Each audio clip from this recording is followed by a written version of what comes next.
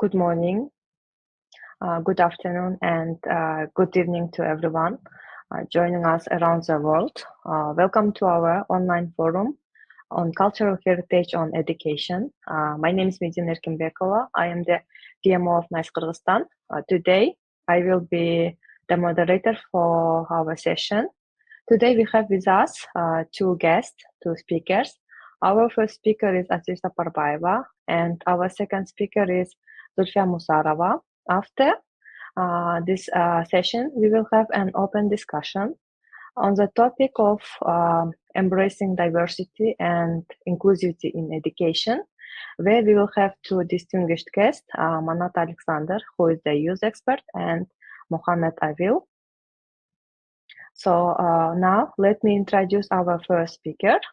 Her name is Asil Saparbayeva. She is an English teacher and trainer with 20 years of teaching experience in the school. She is an alumni of the several prestigious programs, including TEA, a program by the US government, and the Count Me In program by the NAMO Foundation. It's about volunteering program, which is in Malaysia. She is also the lead alliance program by USAID Mongolia and ITEC program by the Indian government, and also the UNICEF volunteer. So currently she leads the Aktala region English Teachers Association. Our sister Asil, she will talk about cultural heritage in education, engaging the learners through tangible and intangible assets. So let's give a warm welcome and mic to Asil Saparbayeva. Саламатсыздарбы? Менин атым Асель Сапарбаева. Мен NICE Кыргызстан уюмунун тренери жана консультантымын. Менин бүгүнкү презентациям билим берүүдөгү маданий мурастардын маанилүүлүгү жана Кыргызстандагы билим берүүдөгү маданий мурастар жөнүндө болмок. Маданий мурастарды билим берүү программаларына интеграциялоо маданий ан сезимди өнүктүрөт, ата бабалардан келе жаткан салттарды сактоого жардам берет жана аны көп түрдүүлүккө жайылтуу үчүн өтө маанилүү. Билим берүү тармагында маданий мурастарды киргизүү бул улуттук сыймыктанууну жаратат жана ошол эле убакта жарандык активдүүлүктү өрчүтүп, уникалдуу, эмпатиялуу, ынтымактуу коомду түзөт. Билим берүүдөгү саясий мурастар билим берүү программасына интеграцияланган, мындан мунга өтүп келе жаткан тажрыйбаларды, экспонаттарды, билимдерди камтыйт. Бул интеграция окуучулар арасында инсандыкты түшүнүүгө жардам берет жана көп маданияттуу баалуулуктарды билүүгө абдан маанилүү ролду ойнойт.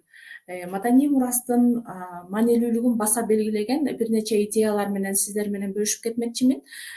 Алар маданий өзгөчөлүктү сактоо, маданий мурастарды билим берүүгө киргизүүдө окуучуларга өздөрүнүн маданий тектерин түшүндүрүүгө бул абдан керектүү болгон курал деп эсептейм. Ал каада салттардын, тилдердин жана үрп адаттардын сакталып келечек муундарга өтүшүн камсыз кылат.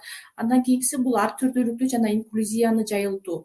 Бул ар түрдүү маданиятты үйрөнүү менен окуучулар башкаларды түшүнгөндө үйрөнүшөт, ар кандай стереотиптер жана калыс эмес көз караштардан алыс болушат, ошолор менен күрөшүшөт жана инклюзивдүү чөйрөнү түзө алышат. Кийинкиси бул окуу тажрыйбасын жогорулатуу. Тарыхый окуяларды жергиликтүү маданий экспонаттар же каада салттардын жардамы аркылуу терең изилдешет жана ошол эле мезгилде окуучулар өздөрүнүн критикалык ой жүгүртүү жөндөмдөрүн өстүрө алышат. Андан кийинкиси глобалдык жарандыкты кубаттоо. Бул жерде маданий мурастарды камтыган билим берүү окуучуларды дүйнөлүк жаран болууга даярдайт. Бул аларга дүйнөнүн өз ара байланышы жана ар кандай мамилелерди чыңдоо, ар кандай баалуулуктар жөнүндө маалымат алышат жана өзлөрүнүн баалуулуктарын башкалар менен бөлүшүп, жана эле маданий мурастардан дагы өз тектеринин баалуулуктары жөнүндө кенен маалыматтарды алышат. Кийинкиси муундар аралык окутууну колдоо. Бул абдан маанилүү идея деп эсептейм, анткени маданий мурастарды билим берүү тармагына киргизүү муундар аралык билим алууга абдан чоң түрткү берет. Бул жерде улуу муундар билимдерин, тажрыйбаларын кичүү муун менен бөлүшөт, ошол эле мезгилде коомчулукта байланыштар чыңдалат, анан муундар арасында өз ара урматтоо дагы күчөйт. Кийинкиси маданий жана чыгармачыл тармактарды өнүктүрүү. Бул жерде окуучуларга өзлөрүнүн маданий мурастары жөнүндө билим берүү, искусство, тарых, география, маданиятты сактоо сыяктуу тармактарда балдар абдан шыктанышат, ошолорду үйрөнүшөт жана ошол боюнча дагы кесиптерге багыт алышат. Кийинкиси билим берүүдөгү практикалык колдонмолор жөнүндө бөлүшүп кетейин сиздер менен. Булар куррикулумду иштеп чыгуу, билим берүүдө ар кандай предметтерди интеграциялоо, жана жогоруда мен айтып кеткендей эле тарых, география, маданият сыяктуу тармактарды бул билим берүүдөгү куррикулумга интеграциялоо болуп саналат. Азыркы убакта Кыргызстанда мектептерде мекен таануу сабагы окутулат. Бул сабакта балдар ошол Кыргызстандагы маданий мурастар жөнүндө маалымат алышат, алар жөнүндө билимдерин тереңдетишет жана ошондой эле манас таануу сабактары да өтүлүп келет. Бул манас таануу сабактары жеке эле мектептерде эмес, университеттерде дагы өтүлөт. Ошону менен бирге эле Кыргызстанда ар түрдүү иш-чаралар да өтүп келет да манас таануу боюнча. Кийинки класстан тышкаркы иш-чаралар. Тажрыйбалык билим алуу мүмкүнчүлүктөрүн камсыз кылуу үчүн маданий иш-чараларды көп өткөрүшөт. Музейлерге баруу, мурас жерлерге экскурсия уюштуруу жана биз айтып коебуз го филд триптерди уюштуруу деген сыяктуу ушундай иш-чараларды колдонсок болот. Биргелешкен долбоорлор. Бул коомчулуктун мүчөлөрү менен жергиликтүү тарыхчыларды же практиктерди алып келип чакырып, гест спикер деп коебуз го, конок катары чакырып, окуучулар менен жолуктуруп, алардын тажрыйбаларын бөлүштүрсөк болот. Жана ошолор менен бирге биргелешкен долбоорлорду аткарышса болот да. Мисалы ушул менен ар кандай иш-чаралар өтүп келет, фестивалдар өтүп келет. Алардан айтсам, Миң комузчу аттуу иш-чарабыз чоң Кыргызстандын ичинде өткөн. Бул жерде Кыргызстан бою 1000 жаш чогулушуп, Башботой күүсүн 1000 комузчу бир убакта отуруп чертишкен да. Андан ошондой эле жыл сайын Сөңкөл фестивали, биздин калыбыз үйгө салган шырдагыбыз бар, ошо шырдак фестивали жана ошондой эле көчмөндөр оюну деген жыл сайын өтө турган көчмөндөр оюну иш-чарабыз дагы бул биргелешкен долбоордун мисалдарына кирет. Андай технологияны интеграциялоо. Мында маданий мурас камтыган материалдарды документтештирүү, аларды санариптик куралдарда колдонуу дагы колдонулуп келет. Маданий мурастарды жайылтуу максатында, билим берүүгө интеграциялоо максатында. Жана ошондой эле жасалма интеллект бул бүгүнкү күнү дүйнө жүзүндө тез тарап жаткан тармак, баарыбыз тең билебиз.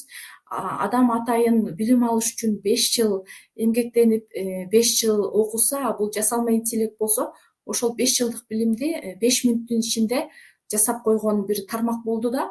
Анан ушул жасалма интеллект дагы азыр кыргызча сүйлөй баштады. 2023-жылы ишке киргизилген ChatGPT'нин кыргызча аналогу бул акыл AI деп аталат. Эми азыр сиздерге мен Кыргызстандын ЮНЕСКО тизмесине кирген мурас объектилеринин мисалдары жана алардын тарбиялык маанилери жөнүндө бөлүшүп кетмекчимин. Кыргызстандын ЮНЕСКО тизмесине кирген тарыхы жана маданияты жөнүндө баалуу түшүнүктөрдү берген, билим берүү тармагында маанилүү роль ойногон биздин бир нече мурас объектилерибиз бар. ЮНЕСКОнун тизмесине кирген ошол объектилерибиздин ичинен сиздер менен 3 объекти менен бөлүшүп кетейин. Алардын биринчиси бул Сулайман тоо. Ош шаарында жайгашкан Сулайман тоо миңдеген жылдарга созулган тарыхы бар ыйык тоо. Ал петроглифтерди, байыркы ыйык жерлерди сыйынуу үчүн колдонулган үңкүрлөрдү камтыйт. Бул Борбордук Азиядагы руханий борбор болуп саналат.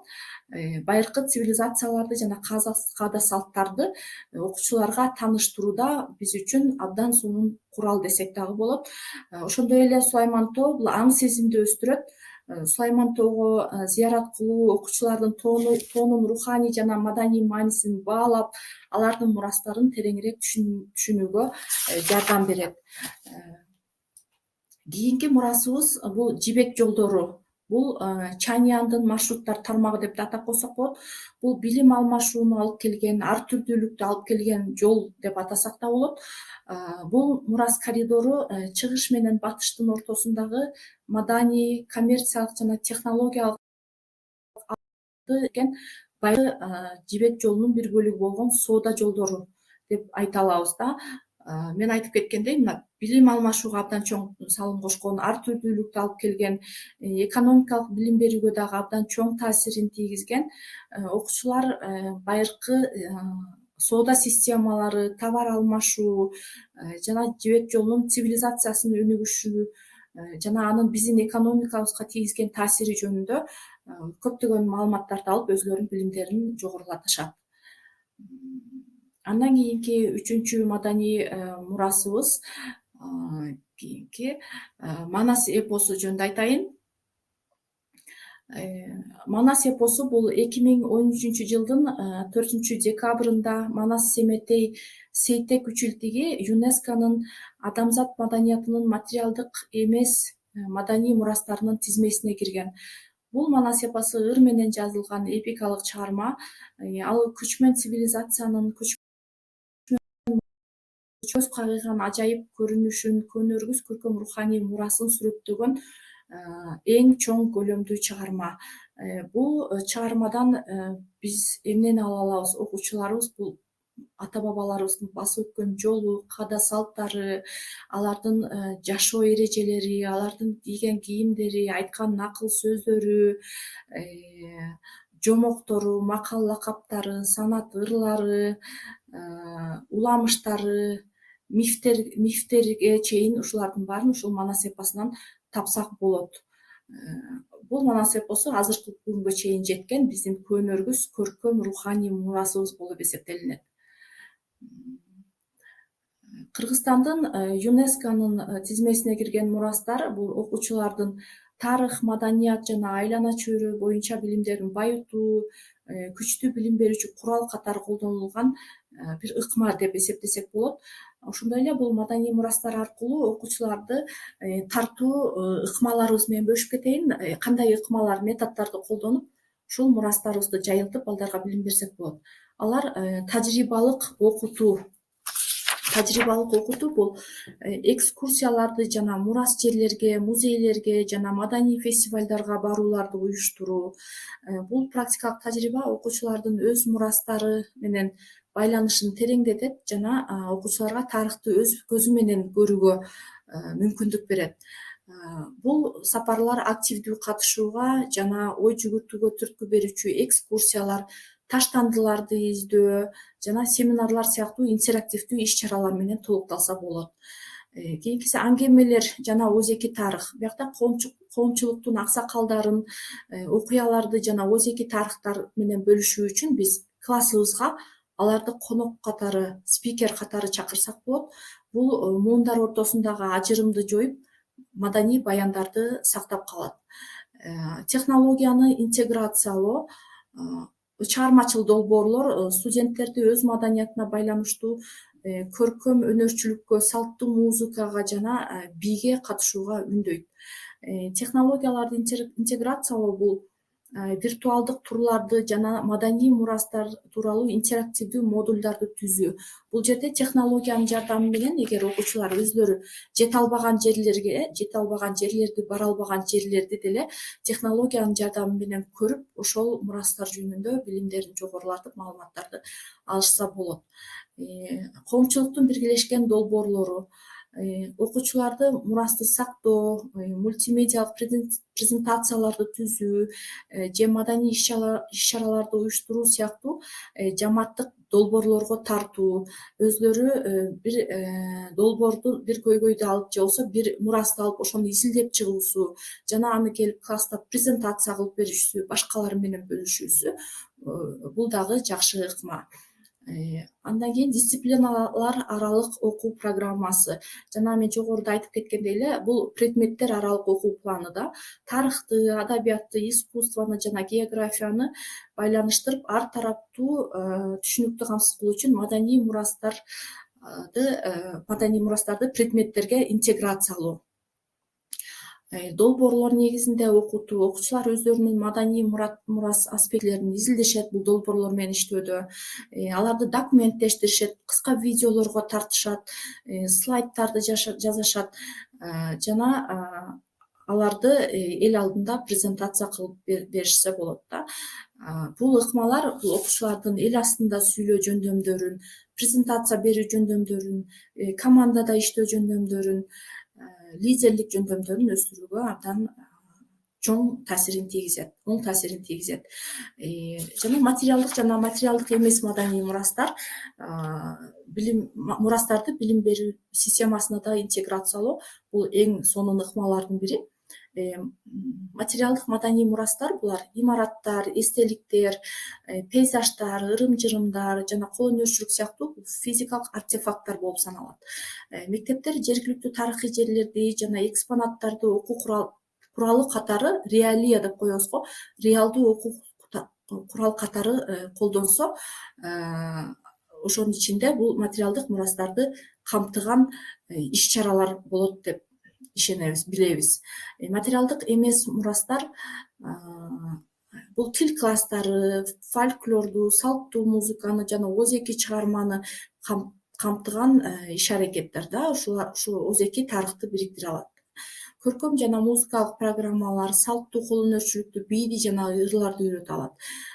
Бул ыкмалардын баары маданий аң сезимдүүлүктү жогорулатат, коомчулук менен байланыш шарттарын бекемдейт жана жалпы эле коомчулуктун өсүп өнүгүшүнө абдан зор салымын кошот. Эми жыйынтыктап айтканда, билим берүү тармагына маданий мурастарды киргизүү анын тарыхын жана салттарын баалап, көп түрдүүлүктү жана глобалдык өз ара байланышты камтыган коомду түзүү үчүн абдан маанилүү. Ал билимди гана эмес, сыйлоону, эмпатияны, маданий көп түрдүүлүктү, ошону менен бирге ар бирибиз өзүбүздүн маданий мурастарыбыз менен сыймыктанганды, аларды баалаганды, аларды өркүндөткөндү жана бири-бирибиз менен бөлүшкөндүктү билдирет жана биз үчүн өзүбүздүн улуу нарктуулугубузду сактаган, ушул мурастарыбызды укумдан тукумга уланта турган окуу чөйрөсүн түзгөнгө өбөлгө түзөт. Көңүл бурганыңыздарга чоң рахмат. Саламатта калыңыздар. Okay, thank you, Asel, for your talk about cultural heritage in education and about the tangible and intangible assets. Thank you for your presentation. And let me introduce our next speaker, Dr. Zulfiya Musarova. Zulfiya Musarova, she holds a PhD in economics and master in international business management from the Diplomatic Academy under the Ministry of Foreign Affairs of the Kyrgyz Republic. She has extensive experience, including serving as the general manager at the Sofia International Hotel, and she's also the former CEO of the Orient Hotel. She also being the project leader and the coordinator for the farm KG at the Ministry of Agriculture of the Kyrgyz Republic. And she was also the general director at BAC service in Dubai. So we are honored to have Dr. Zulfiya Musarova with us. She will share her insights on language, culture, and nation building. So thank you, Dr. Musarova. Now microphone we give to you. Добрый день. Всех приветствую. Меня зовут доктор Зульфия. Я бы хотела начать свой топик на тему язык, культура и строительство нации. Я бы хотела рассказать о влиянии цифровизации и глобализации на язык и культуру народностей. Как и в любой вещи, есть позитивные и негативные влияния. А одно из позитивных в глобализации в том, что быстро развивается язык. Допустим, английский и русский язык стали очень востребованными языками, на которых разговаривает большая часть населения. Также английский язык сейчас введен почти во всех странах мира, во все учебные программы. Это дает любой стране, любому человеку, любой нации дополнительные навыки. Дополнительные навыки всегда считаются позитивным, да, влиянием.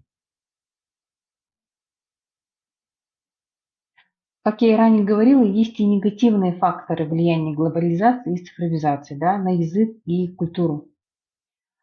Допустим, в связи с тем, что язык общения стал английский язык, а он намного легче учится, чем другие языки, он стал вытеснять языки малых народностей. Не только малых народностей, но и родные языки. Да? То же самое мы сейчас ощущаем в Кыргызстане, допустим. В школах, в садиках второй язык введен английский либо русский язык, а они намного легче государственного кыргызского языка, дается легче, чем кыргызский язык, то молодежь они ищут легкие пути развития, да, и в связи с этим они стали утрачивать способность говорить и думать на кыргызском языке. Они в обиходе используют русский и английский язык. Потеря языка означает и потеря культуры, потому что культура непосредственно это и есть язык. Язык это, как говорят ученые, это ДНК народа. Да?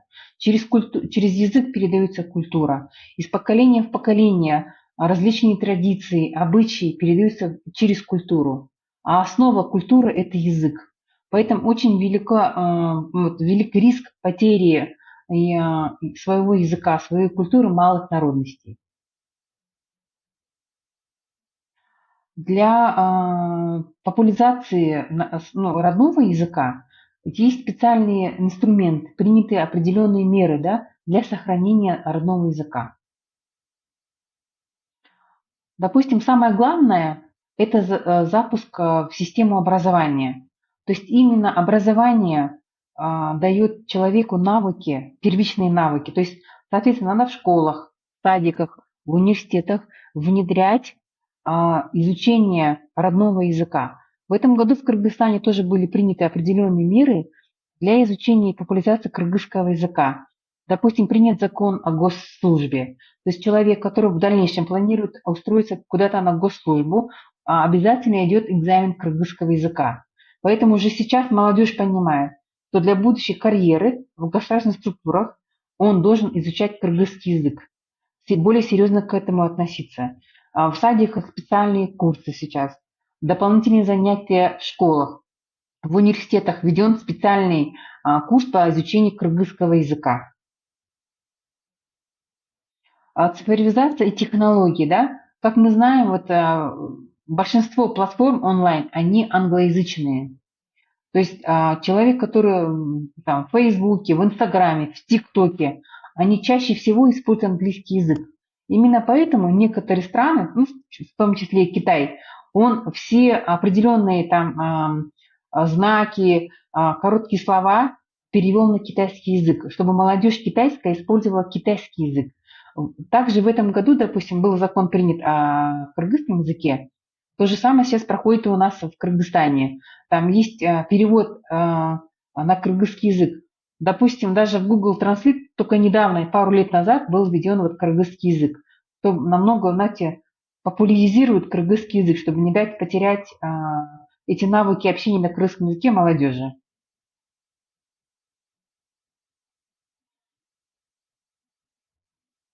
Потом смотрите, создание сообществ, комьюнити, да, создание специальных классов для изучения кыргызского языка, ну или любого народного языка, да, государственного языка. Допустим, очень много кыргызстанцев сейчас проживает за рубежом. Допустим, на данный момент в странах залива, в странах Персидского залива проживает там более 10 тысяч кыргызстанцев. Такая же популяция в Соединенных Штатах Америки, в России. И чтобы не утерять кыргызский язык, там созданы специальные коммуны, сообщества, да, созданы там для того, чтобы там справлять Наурус вместе, какие-то национальные праздники, День независимости, День флага, День колпака. Это дает молодежи, которая выросла и во многом, некоторые даже родилась за рубежом, все-таки, чтобы они изучали кыргызский язык, знали традиции и тем самым были вовлечены в культуру своего народа. И не потеряли за период адаптации в другой стране свои корни. Также, допустим, как всем известно, вот международный бизнес-язык стал английским, да? Это неплохо, не хорошо, вот это данность.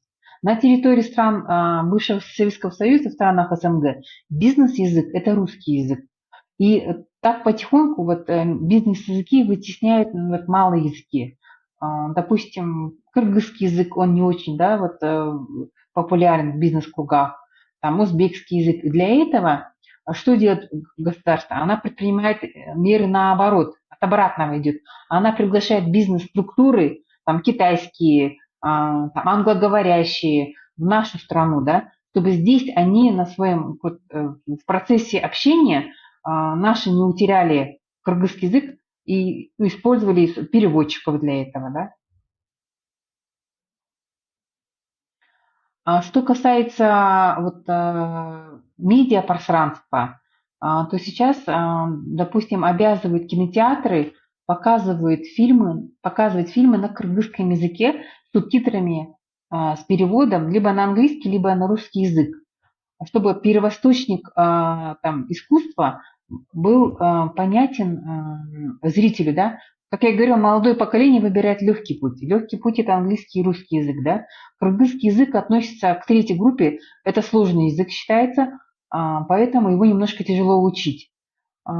Есть, допустим, иностранцы, которые живут годами и, к сожалению, не могут овладеть кыргызским языком. Именно для этого на радиостанциях, в кинотеатрах идет специальный запуск программы, когда музыка на кыргызском, песни на кыргызском языке и фильмы, соответственно, на кыргызском языке. Есть кыргызские фильмы, чисто кыргызские, которые запускаются на кыргызском языке. И также стараются переводить иностранные фильмы там, российского производства или производства там, Голливуда или Болливуда также на кыргызский язык. Что очень, знаете, это, оказывается, очень большой эффект влияет, да? То есть очень много молодежи идут на эти фильмы, хотя бы какую-то часть информации они запоминают.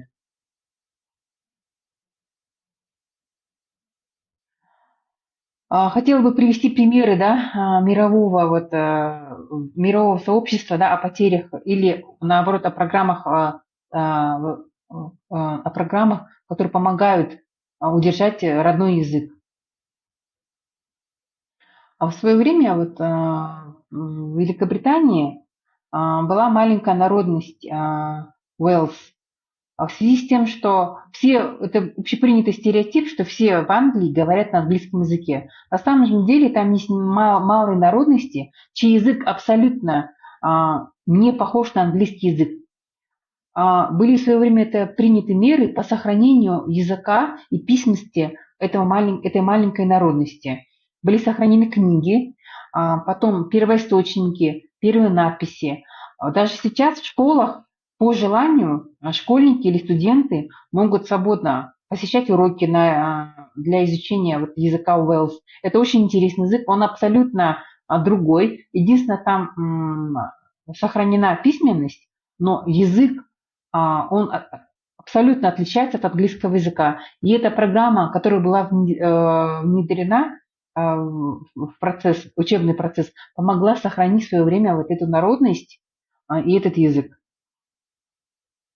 Другой пример, да, это маленькая страна в Новой Зеландии. Там была определенная часть народности, маленькой народности, которая говорила на языке, в котором, знаете, до настоящего времени оставалось несколько тысяч человек. И государством была принята программа, они считают это как наследием, потому что язык, культура – это великое наследие наших вот предков, да. И в свое время была принята госпрограмма о том, что возобновить учебные пособия на этом языке. И это поспособствовало популяризации этой малой народности и сохранению этого языка. Так же, как мы знаем, в Канаде коренное население, коренные индейцы, они говорят на своем языке. В связи с тем, что был процесс масштабной колонизации англичанами, французами, эти малые народности, они потеряли свой язык, свою культуру, да, свою аутентичность. Также были приняты меры государством. Да. Все эти меры принимаются только на государственном уровне, так как именно государство понимает всю значимость сохранения культуры и вот, языка малых народностей. Мы боимся то, что вот бывают маленькие народности, когда утрачивают свою культуру, забывают свой язык, сами народности исчезают. Вместе с ним исчезают исторические какие-то факты, да. И дабы сохранить эту историю для будущего поколения, государствами были приняты различные программы для сохранения. Вот смотрите, вот что дало вот эти государственные программы. Вот, допустим, на примере этих 3 маленьких стран государственные программы по защите малых народностей, по защите культуры и языков и сохранению культур дало эффект, что и сохранился язык, публикуются книги, исполняются песни, снимаются даже фильмы на этих языках. Как я вам говорила, язык – это ДНК народа. Поэтому именно язык надо сохранить, чтобы в будущем эти народности были сохранены. Всем спасибо большое за внимание. Thank you, Dr. Zulfia Musarova, for your topic about language, culture, and nation building. It was really enriching presentation. It has been, I hope that our participants will take useful knowledge and inspiration about how to support cultural heritage in education. So special thanks to our speakers, Asel Saparbayeva and Dr. Zulfia Musarova for their time and expertise. Now, our next session will be an open discussion. So please stay online and we will resume shortly about open discussion.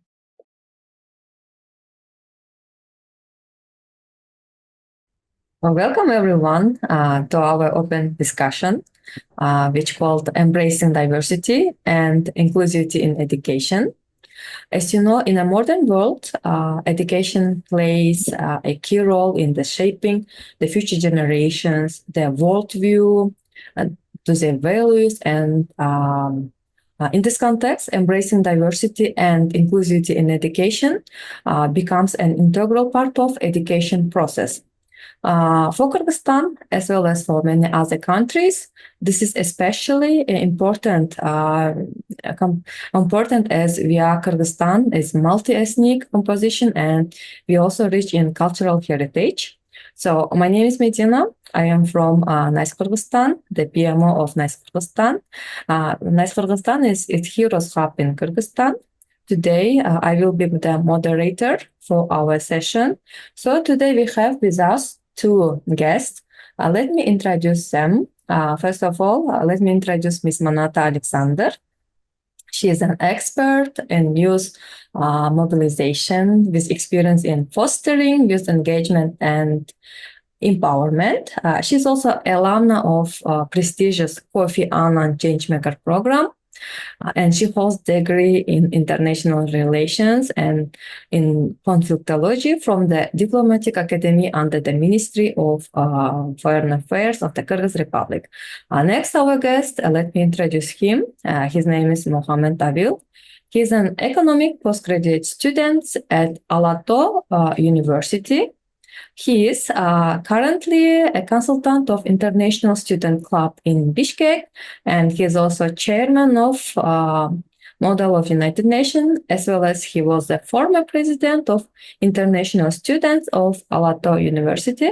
So welcome, dear guest. Let's start our discussion. It is an open discussion. I will ask some questions to you. Please, first question is to our guest, Mohamed Avil. It is to you. My question is could you please share what brought you to Kyrgyzstan from your home country, and where are you from? And how did you learn about Kyrgyzstan? How long you have lived in Kyrgyzstan? So the mic's on you, please. Hello, everyone. Thank you very much for having me. I'm really happy to participate in such type of event. My name is, as you mentioned, my name is Mohammed Awil. I'm from Somaliland, East Africa. Uh, I've I've been studying Kyrgyzstan for the past 5 years. Um, and how did I find Kyrgyzstan was very interesting for me, to be honest. It was one of the back in the times when I finished the high school, I wanted to study a preparatory school back in Malaysia, and had a cousin who studied in here before me. We were graduated the same school, and one day suggested for me to travel to Kyrgyzstan for a small occasion, and maybe for visiting or maybe for higher other purposes. But I didn't know anything about Kyrgyzstan, to be honest. But soon as I arrived to Kyrgyzstan, it was really lovely for me, very comfortable, and became like a home to me. Okay, thank you. Thank you for your answer. I have asked a question to Manata, Ms. Manata Alexander. So, Manata, in your experience, what factors attract international students to Kyrgyzstan for their education? Thank you. Thank you so much, Medina. I'm Manata. I'll start with a little story. I think it was 1 or 2 months ago. I met a young student from Jordan in a coffee shop. And I always love to interact with the international people here in Kyrgyzstan, like knowing their stories, why they come here, where did they learn about Kyrgyzstan. And it was very interesting to me that he was raving about the medical program in our local state medical academy. And while talking, he said that the professors were amazing, and the focus on the modern technologies here in the medical state academy was exactly what he was been looking for. That sounded very interesting to me. And this experience really got me thinking, what makes Kyrgyzstan such a draw for international students? So there are a few things that came to my mind.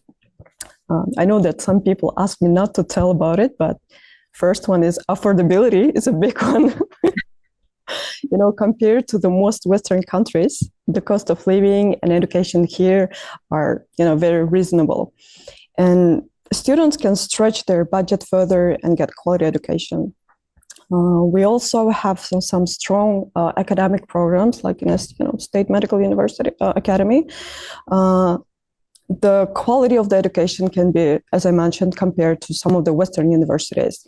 And let's not forget about the unique experiences that Kyrgyzstan offers a chance to immerse yourself in a beautiful country with a rich culture and a history. Plus, some universities, they offer different programs in a different language. So Kyrgyz language, Russian, English, and I know there's some universities that offer programs in Arabic language and German language as well.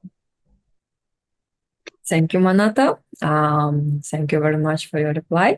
So my next question is to Mohammed. Mohammed, how would you describe Kyrgyz culture to someone who has never experienced it before? And what are some unique cultural aspects and traditions in Kyrgyzstan that you think are important for others, for foreigners to know? Certainly. Kyrgyz culture, as we all know, it is a diverse culture which carries a lot of culture aspects. And to be honest, if I'm going to explain someone who never been to Kyrgyzstan, as much as I do to my parents also, I told them about the epics of Manas and, the long poem, passed down to orally to generations, which is something very interesting. As a East African, we, have similarities of it. And being also as a nomads, always lived closely with the nature, from their housing and, to their clothing. And everything's designed to adapt changing weather and the location, which is something interesting that we also do it back in East Africa. And I guess if I'm not mistaken, you also asked me about the unique cultural aspects and tradition in Kyrgyzstan that it is important for others to know. I mean, something which is important, something which is unique, you think that other people should know. perfect. I would start with the nomadic heritage, which is for me, it's something that really touches me till this day that I'm here. And also the music and dance, the cuisine, which is Kyrgyz cuisine, is basically the hearty dishes, if I'm to be honest, that reflects the nomadic lifestyle, which also had a great impact on me. Some people dishes may include like peshparma or plov or other diverse soups. Also, the other cultural aspect that I would also normally I tell to my other back, to my family back at home or to other foreigners that I meet in Kyrgyzstan or maybe when I'm traveling to other countries, is the festivals and celebrations.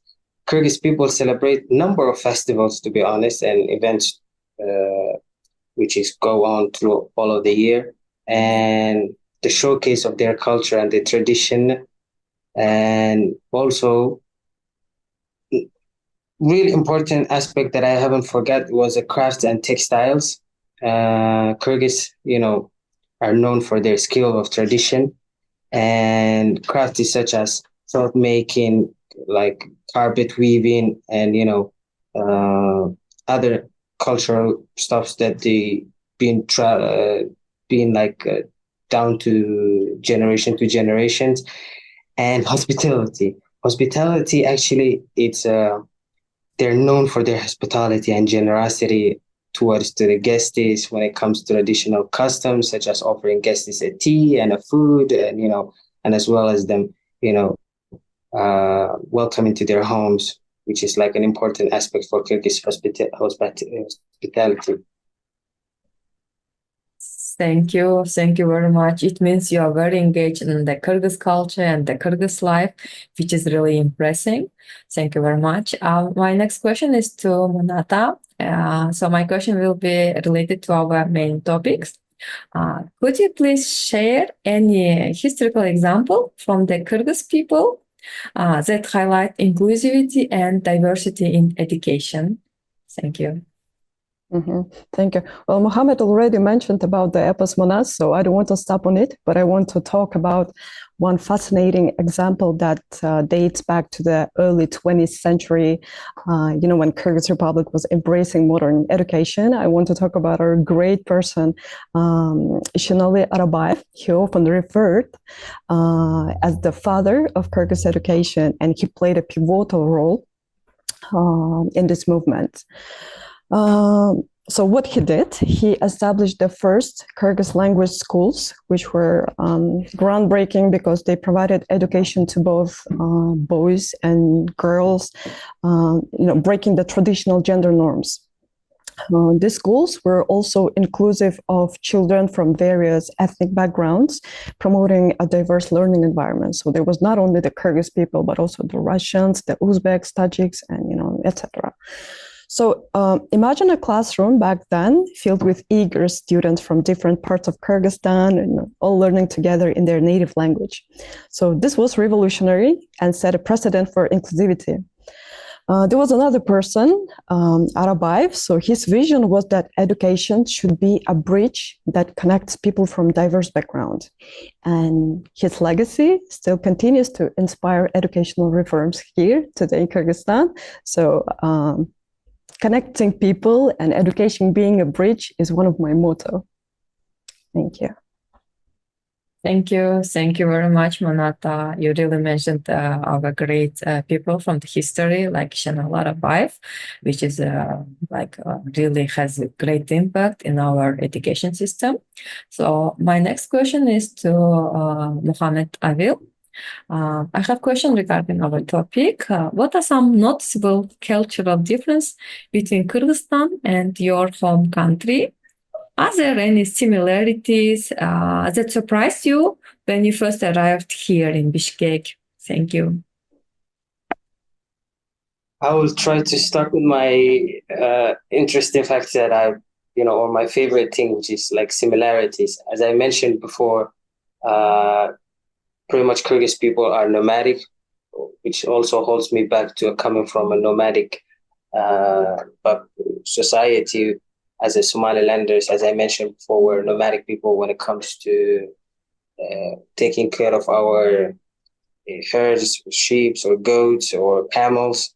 So the interesting thing was when I came to Kyrgyzstan for the first time, it was the architecture I've seen as soon as I left the airport, which is many horses, a lot of horses, a lot of livestock that was actually inside the capital city, and which made me a bit more comfortable. I thought it would be like I would like participate in whether it could be a games, whether it could be cultural festivals. I felt that it would be like a really good place for me to appreciate more and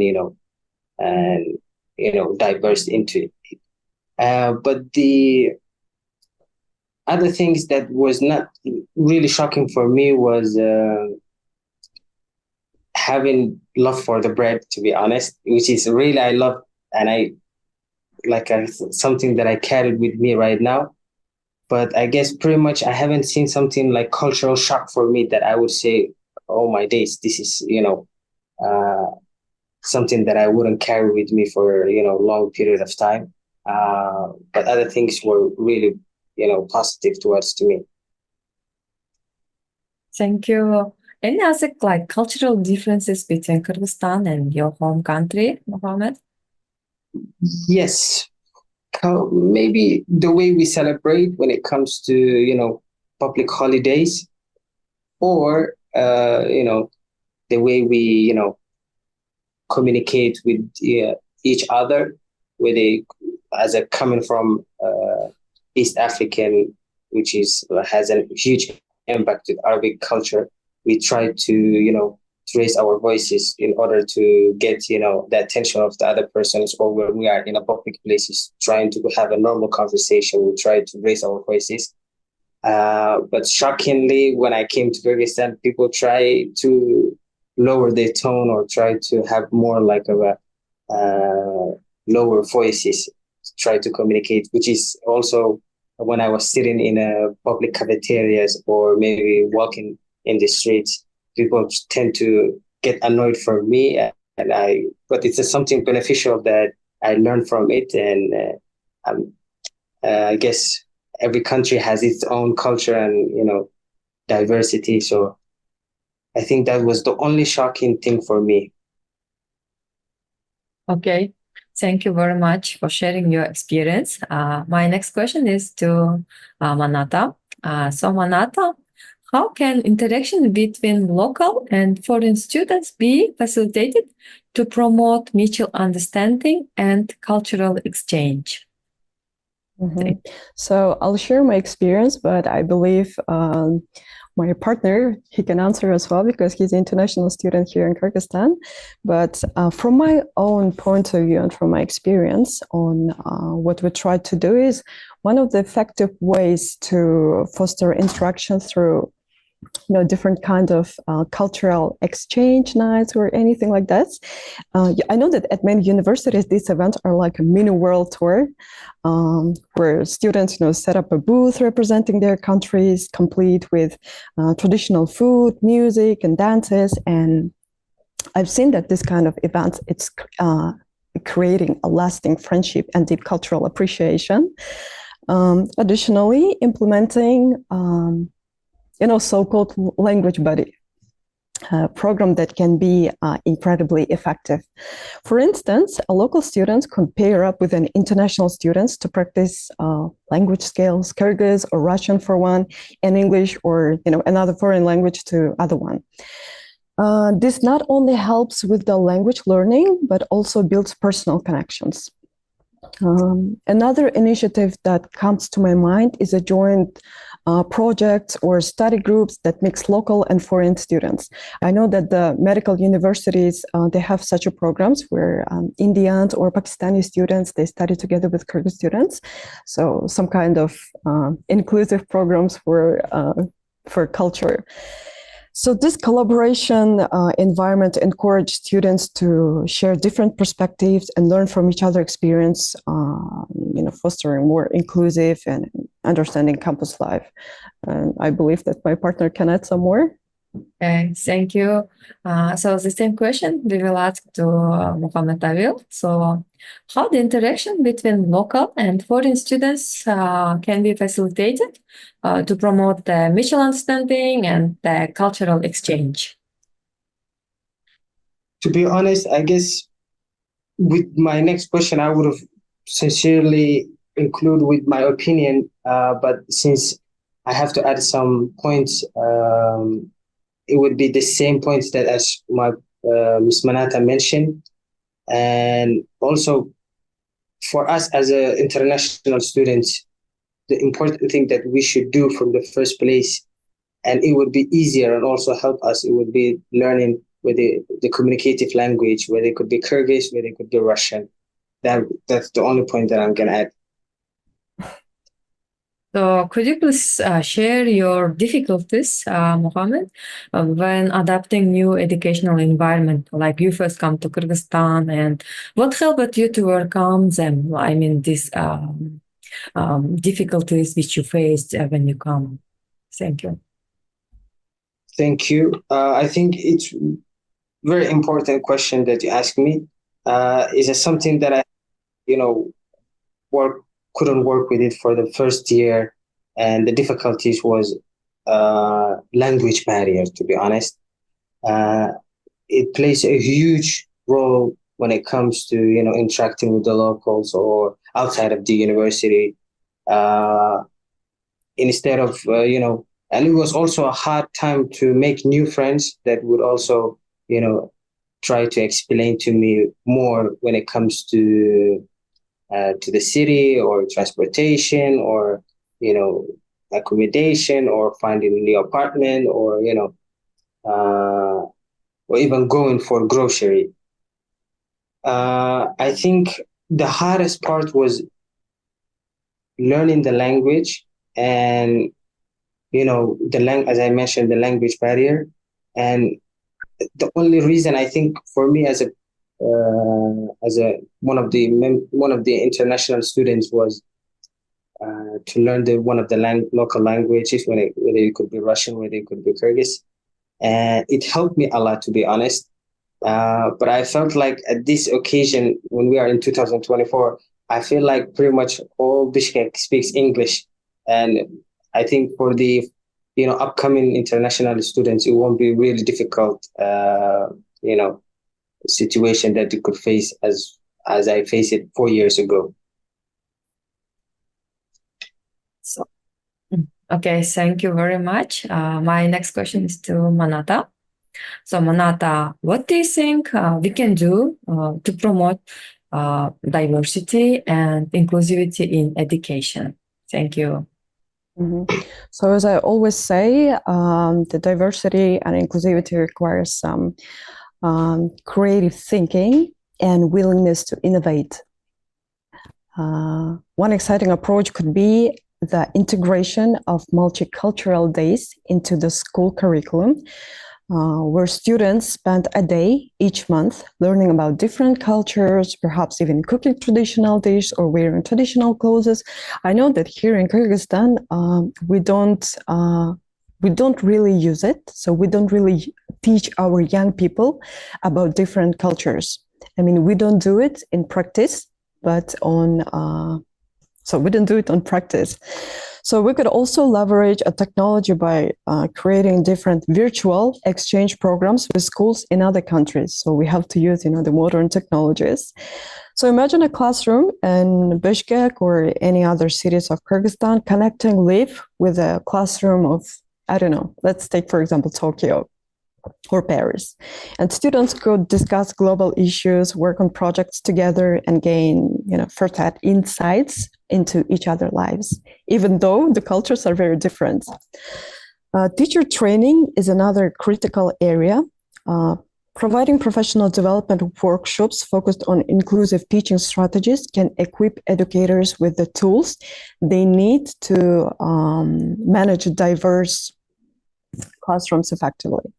These strategies could include different instructions, culturally responsive teaching, and using diverse material that reflects students' backgrounds. That's what you do in NICE Kyrgyzstan, as I know. You have a great program for the teachers and for the students on how to communicate with each other in a better way. Thank you. Thank you very much for your sharing your ideas and your suggestions. My next question is to Mohammed. How do you think, how does the education system in Kyrgyzstan accommodate students from diverse cultural background? Are there any specific programs or initiatives at your university which is aimed at promoting the inclusivity? Very good question. Let me start with the second question, actually. It's something that our university, it was like a program that we joined for the past 3 years, to be honest. And it was a cultural diversity event where international students, the Ministry of Education was organizing to make a event where they could be in Osh, where they could be in Narin, where they could be in Bishkek, for international students coming all over the world who are studying in Kyrgyzstan. Not only, I think a couple of years ago, it was only for Indian students or Pakistani students, but for the past years, they tried to join with other international students who are studying in Kyrgyzstan. And it became a huge, impact for international students. And it also promoted more Indian students or Pakistani students, which are majority of the students in Kyrgyzstan, to have eye on it and see as an opportunity to interfere with the locals, and also to feel more secure, to feel more comfortable when it comes to participate in this type of event. And the event was cultural diversity and exchange of ideas. And those events, it really helped. For the first year, I didn't have a lot of information on how it goes and how it was. But the second year, I've seen the impact that it had for so many students and for so many foreigners who are maybe visiting also, or maybe working in Kyrgyzstan. And the event, I think, is one of the biggest roles that plays to be more closer, or it would be like an easy way to communicate with the locals, or maybe like in local students and international students. Thank you. Okay, thank you, Mohammed. I have another question to Manata related to this topic. What problem exists in Kyrgyzstan related to diversity and inclusivity in education? So even though I have been talking that Kyrgyzstan has a very friendly environment in education for the students from foreign countries, still we're having a problem of accepting international students into the culture of Kyrgyzstan.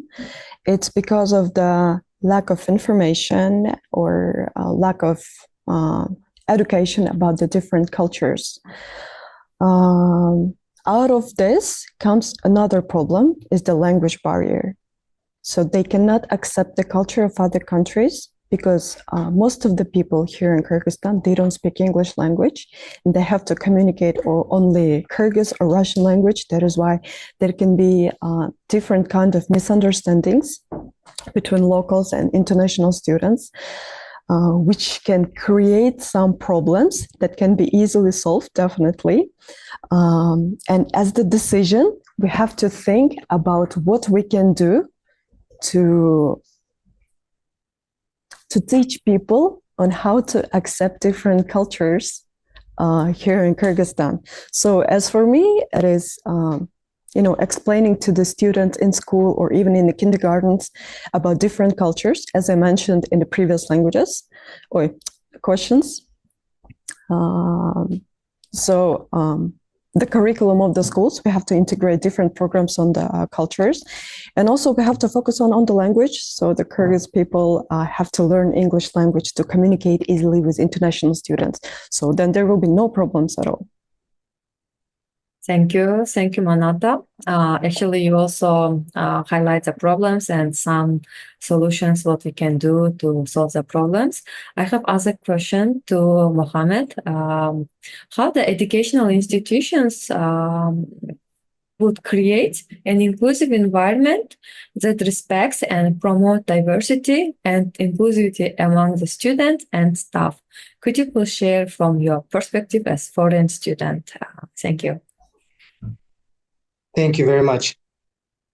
As you said, really, to be honest, the diversity and inclusivity among the students and staff plays a big role. I think, as Ms. Manata mentioned it, starting mobilizing more and trying to explain more to the and all I'm saying for the locals also, and for them saying for the staffs, and acknowledging and and showing respect for every student, and maintaining also consistent communication, and also, to be honest, incorporate diversity when it comes to educational utilities, or when it comes to schools, or maybe when it comes to universities, plays a big role, and giving the students flexibility to choose whether it could be specific language, this would be easier for them, whether it could be Kyrgyz or whether it could be Russian, depending on his background. Thank you. Thank you. I have other question to Manata. Manata, as I know, you are the youth expert. You're doing different programs on youth, working on customizing, adapting different programs and projects. So could you please give some example on what type of programs and projects do you implement, and how you customize it to our culture, or maybe to different diversity groups, etc.? Thank you. Mm-hmm. So as for me, I call myself as a global citizen. So I don't have a nationality. And like what we do here in our company is that, so we have that English speaking environment, but we have some interns or some employees that don't speak English. So we invite foreign students to join us as an interns. So as I mentioned earlier, there will be language buddies. So our employees teaching them Kyrgyz or Russian language, and foreign students teaching our employee English language. So this one is one approach. Another thing is when implementing different educational programs with students as well, high school students. We also try to invite different experts from different countries. Me, myself, being a Kofi Annan Changemakers alumni, I try to invite my partners to influence the younger generation of Kyrgyzstan, explaining, different topics. It's definitely in English language, but together, it's fostering them to learn language as well. So this is the two biggest approaches that I'm trying to use in my work. Thank you. Thank you very much. Thank you, dear speakers, for your speech today. To summarize our topic, embracing diversity and inclusivity in education, we speak about Kyrgyz culture. We speak about the differences and similarities of the Kyrgyz culture, and about the education, how the inclusivity in education, what's the difference, and also we heard the opinion and the experience from the foreign international students, how they study in Kyrgyzstan, what kind of challenges and what kind of difficulties they have, and what kind of what the university is doing to improve, to promote the diversity and inclusivity in education, as well as we had we have discussion with Manata, who was sharing her experience, who was sharing her knowledge about how the Kyrgyzstan, the Kyrgyz government, and in general our education system works to promote the diversity and inclusivity in education, and what kind of problem we have and how we can manage this problem. So thank you all for your participation for this discussion. It was very nice discussion, and I hope the participants enjoyed the open discussion. Thank you very much. Thank you for having us. Thank you.